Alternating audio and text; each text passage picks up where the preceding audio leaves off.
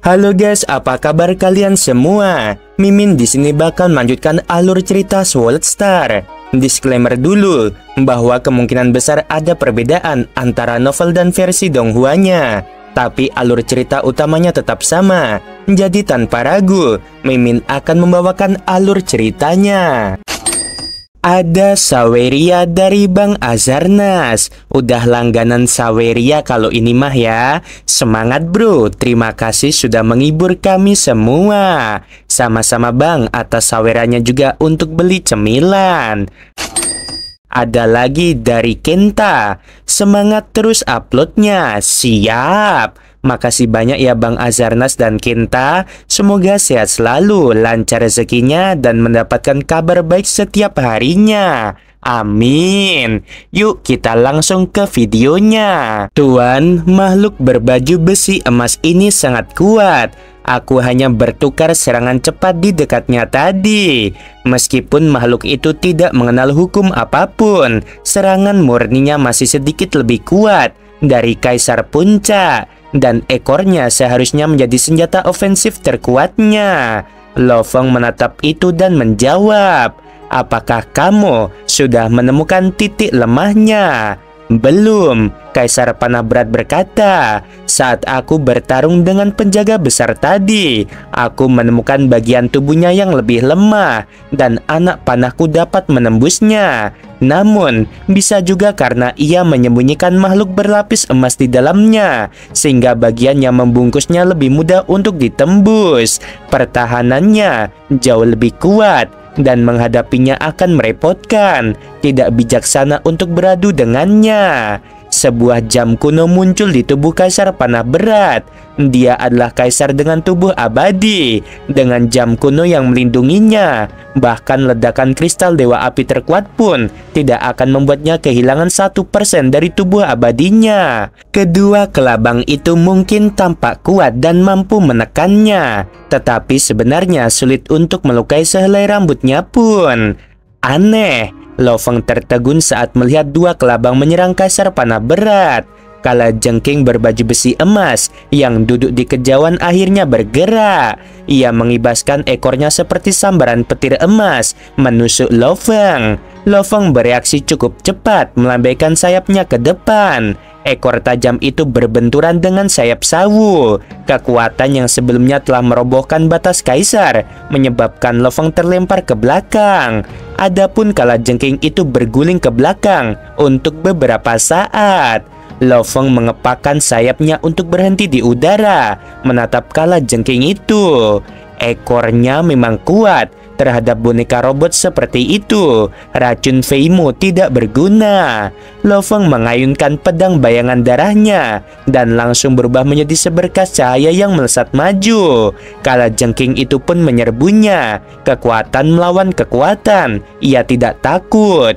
Sayap kanan Lo Feng mengepak keras saat ia melepaskan kebijakan bulan. Orang harus tahu bahwa teknik puncak ini diciptakan untuk penggunaan sayap dan kemudian diadaptasi untuk bilah pedang. Kalajengking yang bertahan melawan bilah pedangnya tiba-tiba terkena sayap perak dan kehilangan keseimbangan. Karena jarak di antara mereka terlalu dekat, Lo Feng melepaskannya saat mereka sudah sangat dekat. Ruang di sekitarnya terkoyak seolah-olah dewa yang tak terkalahkan muncul untuk menyerang. Baju sirah emas kalajengking itu tampak tidak rusak, namun jelas ada kerusakan di dalamnya. Kelabang besar yang jauh segera terbang mendekat. Mereka tidak peduli lagi pada Kaisar Panah Berat. Salah satu dari mereka membuka mulutnya yang besar dan menelan logam kalajengking itu, lalu melirik Lo Feng sebelum masuk ke dalam pasir. Kaisar Panah Berat yang telah menyaksikan pertarungannya berkata, Tuan, tadi aku hanya beradu sedikit dengan ekornya, sedangkan untuk pertahanan tubuhnya, aku tidak begitu paham. Seranganmu tadi memang menyebabkan kerusakan pada inti energinya. Lagi pula, itu jauh lebih kecil dan kekuatan serangannya dapat dengan mudah mencapai intinya. Mendengar penjelasannya, Lo Feng setuju. Boneka robot memang seperti itu. Kaisar Panah Berat, apakah kedatanganku ke sini membangkitkan pertahanan mereka? Lo Feng mengerutkan kening, merenungkan situasi sebelumnya. Meskipun dia bisa merasakan panggilan kuat dari menara itu, dia tidak bisa menjadi tuannya. Itu sama sekali berbeda dari baju besi prajurit, jenderal, dan raja. Selain itu, mendapatkan harta karun puncak seperti menara bintang tidak semudah itu. Jiwa Lo Feng bisa saja gembira, tetapi ia selalu menjaga ketenangannya. Aku punya firasat, menara bintang mungkin adalah tempat di mana aku akan mati. Lo Feng menatap pada sekeliling padang pasir yang terlarang. Kalajengking dan kelabang berlapis emas itu memiliki emosi di mata mereka. Mereka dipenuhi dengan niat membunuh. Ia membuat Lo Feng melingkupinya. Dia tidak takut pada penjaga, melainkan pada seluruh menara. Tuan, aku telah menemukan jalannya, teriak Kaisar Panah Berat, membangunkan Lo Feng dari lamunannya. Mereka segera mencapai tempat yang jauh. Di sana, di tengah gurun, ada pusaran udara, dan di dalam kegelapan ada cahaya bintang. Ini sepanjang perjalanan. Aku sudah melalui jalan seperti itu berkali-kali, kata Kaisar Panah Berat. Mereka melangkah langsung ke pusaran udara itu. Saat mereka melangkah, mereka mendarat di permukaan batu, meninggalkan ruang gurun yang terlarang. Lo Feng terkejut dan melihat sekelilingnya. Di dalam ruang yang luas, sebuah jembatan batu berputar, namun tidak ada balok yang menopangnya. Jembatan itu hanya hanyut ke bawah. Tuan, ini jalannya. Mencapai ujung lorong ini akan membawa kita ke tempat terlarang lainnya. Jauh di dalam kehampaan, ada sebuah bintang yang berputar. Ukurannya mirip dengan bintang normal. Energi yang dipancarkannya sangat mengerikan. Bintang itu berputar di sana dengan kecepatan yang stabil di dalam kehampaan yang luas. Itu harta karun sejati, kata Lo Feng. Kaisar Panah Berat berkata, kita hanya bisa melihatnya. Ada banyak bintang tersegel di menara bintang. Yang tercatat saja sudah banyak, beserta banyak bintang lain yang belum ditemukan. Sayang sekali, kecuali bintang tersegel itu jatuh sendiri. Bahkan Universe Master yang tak terkalahkan dari 4 ras puncak tidak dapat dengan paksa mengambilnya. Di kedalaman bawah jembatan, mereka sesekali melihat bintang tertutup yang berputar di posisi berbeda. Bintang itu mempertahankan kecepatan seperti itu selama triliunan tahun, tidak pernah berhenti sampai jatuh. Lo Feng mendapatkan sebuah surat. Ini Kaisar Tianchen. Lo Feng tersenyum kaget.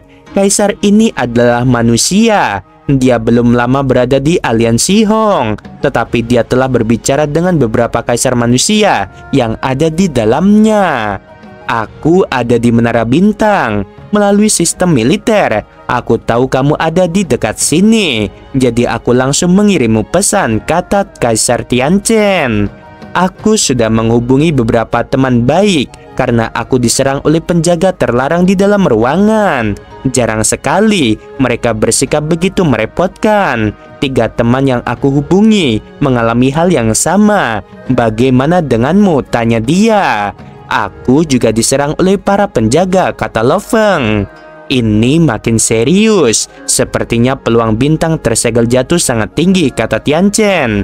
Yang jika bintang tersegel jatuh, ruang terlarang di dalam menara akan terus menarik para prajurit lebih dekat satu sama lain. Ini tentu saja akan mengumpulkan semua prajurit ke tempat bintang yang jatuh. Setiap kali bintang tersegel jatuh, pembantaian besar akan terjadi. Kamu juga harus berhati-hati. Aku akan memasuki ruang berikutnya sekarang. Lo Feng kini menjadi makin waspada. Meskipun bintang tersegel itu adalah harta karun sejati bagi Lo Feng yang memiliki gelang kunci ruang angkasa, baju sirah jenderal, baju sirah raja, sayap sawu dan jam kuno, dia tidak akan begitu saja kehilangan akal karena jatuhnya bintang tersegel. Dengan perspektifnya dan panggilan kuat menara, visinya jauh lebih tinggi daripada yang lain. Lo Feng bertanya, Kaisar Panah Berat, apa yang terjadi jika bintang tersegel jatuh? Mereka biasanya berbeda, tetapi masih ada beberapa kesamaan. Ruang terlarang di dalam menara secara alami akan bergabung, mengumpulkan semua prajurit, menghasilkan pertumpahan darah terakhir, kata Kaisar Panah Berat. Lo Feng mengangguk, tidak berbicara lagi. Waktu berlalu, mereka melewati banyak ruang terlarang. Ruang 21. Lo Feng duduk bersila di atas bola api. Ruang ke-21 ini adalah tanah rawa, dan dua kelompok makhluk andaing dari ras lain mengambang di langit di atas. Satu berasal dari camp robot dengan 22 makhluk andaing, semuanya setingkat kaisar, dan dua di antaranya adalah manusia robot. Kelompok lainnya adalah kelompok serangga dengan 6 kaisar, namun tingkat energi mereka jauh lebih tinggi. Di antara keenamnya, ada satu yang merupakan boneka kaisar. Boneka kaisar ini secara alami mewakili serangga yang mengerikan. Ratu serangga andaing, semuanya merupakan kekuatan yang menakutkan. Di kejauhan terjadi perpecahan di ruang angkasa. Siluet bersayap dan berbaju besi berwarna perak terbang keluar dan melayang di udara. Itu Kaisar Sungai Pedang. Ah, ini dia yang mengusir Kaisar Binatang Darah dan membuat Kaisar Panah Berat koma. Kedua belah pihak dengan cepat menjadi waspada penuh. Reputasi dan kejadian sebelumnya membuat mereka tidak meremehkan manusia ini. Melihat dua kubu jarak jauh saling berhadapan di udara pada ruang ke-21, terutama energi kuat yang mereka pancarkan, Lo Feng menjadi merasa gugup. Lo Feng dengan seksama mengamati kelompok-kelompok itu. Sayang sekali, aku tidak mengenal satupun dari mereka. Meskipun Lo Feng telah banyak mempelajari banyak prajurit. Di sisi lain, Lo Feng menoleh untuk melihat kelompok dengan makhluk andaing yang lebih rendah dengan total 6 kaisar. Namun dari kebuntuan itu, dia dapat melihat dari tatapan mereka dan energi yang mereka pancarkan bahwa kelompok ini lebih kuat. Lo Feng menatap salah satu dari 6 kaisar. Energinya sangat besar dan tidak lebih lemah dari Golcang dan Panah Berat. Dia berasal dari ras bayi, yaitu Kaisar Kerangka. Reputasinya sangat besar di seluruh medan perang ke-7. Namun, ia terkenal bukan karena ia adalah Kaisar Batas, dan bahkan bukan karena ia berasal dari ras bayi, melainkan karena ia adalah budak jiwa, seorang budak yang dikendalikan oleh Ratu Serangga. Kehadirannya di sini berarti tuannya juga ada di sini. Lo Feng menjadi tegang dalam hatinya. Nanceng adalah nama yang pernah dilaporkan Ratu Alina sebelumnya. Di dalam klan Serangga, tidak ada pemisah kelas di antara makhluk andaing. Tidak ada andaing pejabat atau andaing kaisar. Ratu itu secara alami hanya disebut Nanceng tanpa gelar kaisar. Namun di medan perang ke-7, banyak prajurit telah mengumpulkan informasi tentangnya karena dia adalah Ratu Klan Serangga. Ratu Serangga Nanceng, dia mengendalikan beberapa batas kaisar dan puncak kaisar. Di antaranya, Kaisar Kerangka ras bayi adalah yang memiliki pertahanan terkuat. Oleh karena itu, dia biasanya menggunakannya untuk bergerak, sementara dia dan pasukannya tetap bersembunyi di dalam cincin dunia, pikir Lo Feng. Baru pada saat itulah Lo Feng benar-benar merasakan bahwa ini adalah Menara Bintang, tempat tertinggi dan paling berbahaya di dalam medan perang ke-7. Tingkat keberadaannya dapat dianggap tak terkalahkan di bawah tingkat kesatria. Namun melawan seorang kesatria, dia tidak akan memiliki perlawanan sama sekali. Mudah untuk melihat perbedaan antara dia dan Truyan. Namun di medan perang ke-7, dia sudah menjadi makhluk paling hebat. Level Truyan jarang ditemukan bahkan di antara triliunan ras. Mereka yang berada di levelnya semua mencari peluang untuk menembus level kesatria. Mereka hampir tidak akan pernah datang ke perang wilayah luar, terutama karena musuh sama sekali tidak menantang untuk mereka. Di tengah udara, apakah kamu adalah Kaisar Sungai Pedang? Sebuah suara serak terdengar. Lo Feng menoleh untuk melihat. Itu adalah makhluk undying berukuran lebih besar dari camp robot. "Siapa kamu?" tanya Lo Feng. "Aku adalah Kaisar Chen Hun, saudara baik dari Kaisar Jam Ungu," ejeknya. Lo Feng mengerutkan kening padanya. Dia telah mencari banyak informasi tentang Kaisar Jam Ungu sebelumnya, tetapi dia tidak pernah menemukan informasi ini. "Saudara Kaisar Jam Ungu, apakah kamu punya masalah denganku?" Lo Feng menatapnya. Dia mendengus. "Kamu cukup sombong, tetapi kamu harus mengerti bahwa ini adalah Menara Bintang, bukan benua Yanji. Di sini, apakah itu melawan kita atau ras serangga, kamu sama sekali tidak punya hak untuk bersikap sombong." Suara tawa terdengar dari samping. Lo Feng mengerutkan kening melihat pemandangan itu. Dia merasakan permusuhan dari kubu robot, terutama dari Kaisar Chen Hun ini. "Aku tidak pernah menunjukkan kesombongan di hadapan kedua kubu, tapi kamu, Kaisar Chen Hun yang mungil ini, berani bersikap sombong di hadapanku," ejek Lo Feng. Chen Hun mengamuk namun tiba-tiba berhenti. Di kejauhan, sebuah siluet besar muncul di samping Lo Feng. Itu adalah prajurit kurus hitam bertopeng, dan energinya yang kuat jelas sebanding dengan prajurit terkuat dari kedua belah pihak di sini. Itu Kaisar Panah Berat, energi yang luar biasa. Dia sedang dalam performa puncaknya. Meskipun kedua belah pihak waspada sebelumnya, mereka tidak terlalu peduli dengan Lo Feng. Namun sekarang mereka menjadi makin waspada. Mampu membantu memulihkan Kaisar Panah Berat ke bentuk sempurnanya dalam waktu yang singkat, membutuhkan lebih dari 100 miliar elemen campuran. Hanya kekayaannya saja menunjukkan betapa besar ancaman Lo Feng itu sendiri. Dan juga dengan Lo Feng dan Kaisar Panah Berat bersatu, mereka adalah kekuatan yang tidak bisa dianggap remeh. "Chen Hun, ketahuilah posisimu." Lo Feng menatapnya dengan dingin lalu mengalihkan pandangannya. "Kaisar Panah Berat, ingat, jangan tunjukkan jam kuno milikmu. Fakta bahwa kamu memilikinya adalah kartu andalan terbesarku." Lo Feng berkomunikasi dalam hati. "Dimengerti," jawab Kaisar Panah Berat. Tiba-tiba, "Kami telah menemukan jalan keluar." Kedua belah pihak langsung terbang menjauh. Lo Feng dan Kaisar Panah Berat juga terbang maju. Ketiga kekuatan itu terbang menuju pintu keluar. Kaisar Sungai Pedang, perkemahan robot dan serangga akan maju terlebih dahulu. Kalian harus menunggu di belakang." Chen Hun berteriak padanya. Lo Feng menoleh ke belakang untuk melihat. Chen Hun terbang bersama rombongannya.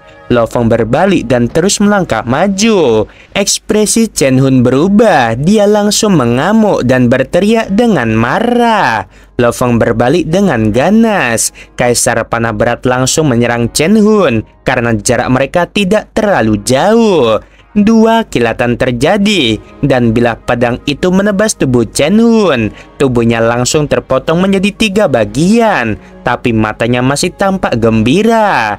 "Tanpa membakar tubuhmu, seorang kaisar tidak dapat menghabisiku. Tindakanmu hanya akan memulai perkelahian." Setelah itu, mata Chen Hun dipenuhi dengan keterkejutan. Dua bilah busur ditutupi dengan racun Feimo. Mereka benar-benar memasuki tubuhnya dan menghancurkannya dari dalam. Kaisar Chen Hun telah meninggal. Sisi serangga dan sisi robot semuanya menyaksikan dengan kaget saat tubuh abadi Chen Hun hancur. Mereka tidak dapat membayangkan bagaimana seorang kaisar puncak bisa meninggal dengan mudah. Kaisar Panah Berat berkata, "Kamu telah mempermalukan tuanku. Kamu pantas mati." Camp robot benar-benar tercengang. Mereka langsung menduga bahwa Kaisar Sungai Pedang yang terkenal itu memiliki beberapa teknik khusus, membeli beberapa senjata khusus dari alam semesta. Lagi pula, meskipun Kaisar Panah Berat adalah kaisar batas, dia tidak bisa begitu saja menghabisi kaisar tingkat atas lainnya begitu mudah. Pedang yang dia gunakan pastilah istimewa, entah bahannya istimewa atau ada sesuatu yang unik tentangnya. Kedua belah pihak mulai lebih memperhatikan Kaisar Sungai Pedang dan tidak berani lagi dengan bodoh menghinanya. Kaisar Sungai Pedang, apa yang kamu lakukan? Kedua prajurit robot berbaju besi hitam dengan kulit hijau muda itu meraung. Lo Feng berkata dengan dingin, "Aku tidak pernah berkelahi dengan pihakmu atau pihak serangga. Namun Chen Hun kecil itu berani menghinaku. Apa kamu benar-benar berpikir bahwa dengan sekutu di sekitarmu aku tidak akan bereaksi terhadap penghinaan? Dia lupa harga diri seorang pejuang tidak tunduk pada penghinaan atau tantangan, kecuali dia punya cukup kekuatan. Sayang sekali, bawahanku Kaisar Panah Berat membuktikan satu hal, bahwa dia terlalu lemah. Sekarang ada 3 kekuatan. Lo Feng adalah yang terlemah, kubu robot sedikit lebih kuat, dan klan serangga adalah yang terkuat. Jika kubu robot bertarung dengan Lo Feng, mereka mungkin akhirnya akan dikalahkan oleh klan serangga.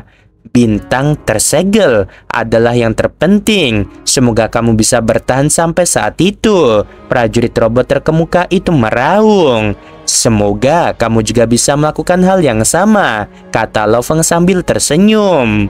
Kaisar Tianchen. Lo Feng melihat seorang pria bermata 3 dengan rambut coklat panjang di antara kem manusia. Itu adalah Kaisar Tianchen, seorang kaisar puncak. Namun karena ia ahli dalam serangan jiwa dan ilusi, ancamannya sebanding dengan batas kaisar. Para prajurit yang ahli dalam ilusi atau serangan jiwa, selama mereka membakar sedikit tubuh abadi mereka untuk menyerang, bahkan batas kaisar akan berada dalam bahaya.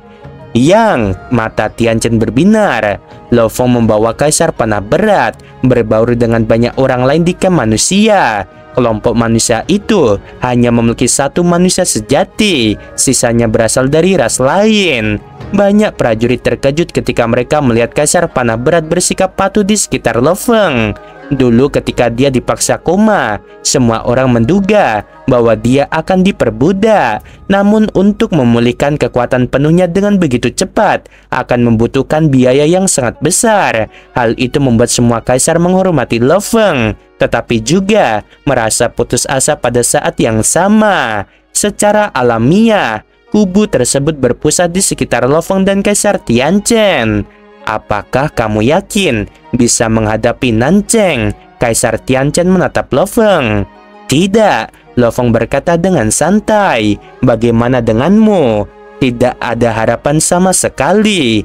Tianchen menggelengkan kepalanya. Dia juga jujur. Setiap peratu serangga ahli dalam serangan jiwa dan pertahanan. Bahkan Kaisar Kerangka, seorang kaisar pun diperbudak. Dia jelas lebih kuat dariku dalam serangan jiwa. Aku tidak punya harapan sama sekali. Lo Feng mengangguk. Ratu serangga tingkat Undying semuanya mengerikan. Mereka secara alami ahli dalam serangan jiwa, dan mereka bahkan memiliki pasukan serangga Undying.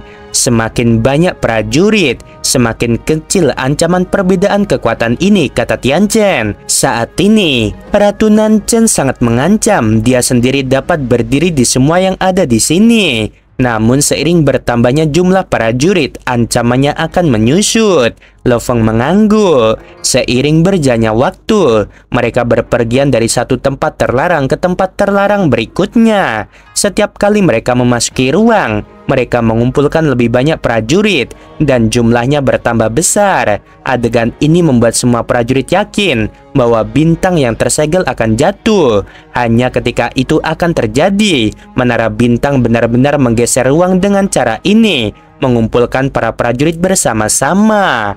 Lo Feng berdiri di udara di atas rumput bersama makhluk Undying dari kem manusia. Bertemu Kaisar Kerangka, dan menghabisi Chen Hun semua terjadi hari ini. Aku tidak menyangka sudah melihat lebih dari 2.600 makhluk andaing berkumpul. Lo Feng melirik pada kejauhan. Camp robot memiliki lebih dari 600 prajurit. Camp serangga memiliki lebih dari 800. Camp iblis memiliki lebih dari 500. Dan camp manusia memiliki lebih dari 600. Lebih dari 90% dari mereka semuanya adalah andaing kaisar. Kita belum mencapai ruang terakhir dan sudah ada begitu banyak. Ketika bintang tersegel itu jatuh, berapa banyak yang akan ada, seru Lo Feng. Butuh waktu bertahun-tahun yang tak terhitung jumlahnya bagi sekelompok besar kaisar untuk dihidupkan kembali. Dan meskipun begitu, itu hanya akan menjadi sekitar 100.000 andaing kaisar. Sebuah robekan terjadi di angkasa. Sekelompok besar prajurit bergegas melewatinya. Itu pintu keluarnya, Lo Feng melirik. Seketika, perhatian lebih dari 2.600 makhluk andaing di wilayah ini semuanya beralih ke satu-satunya prajurit dari camp iblis yang masuk. Dia membawa sebilah pisau besar berwarna darah di punggungnya, ditutupi sisik merah darah dengan satu tanduk di kepala serigalanya. Dia melangkah melalui ruang. Tatapannya membuat semua orang bergidik. Itu kaisar makam hitam. Lo Feng menyimpitkan matanya. Oke guys, sampai sini dulu episode kali ini. Gimana, makin seru bukan? Dan aduh, gimana Min? Ini Lo Feng bakal dapat senjata atau harta menara bintang atau enggak? Kita simak ya. Intinya Lo Feng udah ada panggilan, teman-teman bisa jadi dapat ya. Kita tunggu di episode selanjutnya. Sebelum video berakhir, Mimin mau bilang sungguh membagongkan. Terima kasih.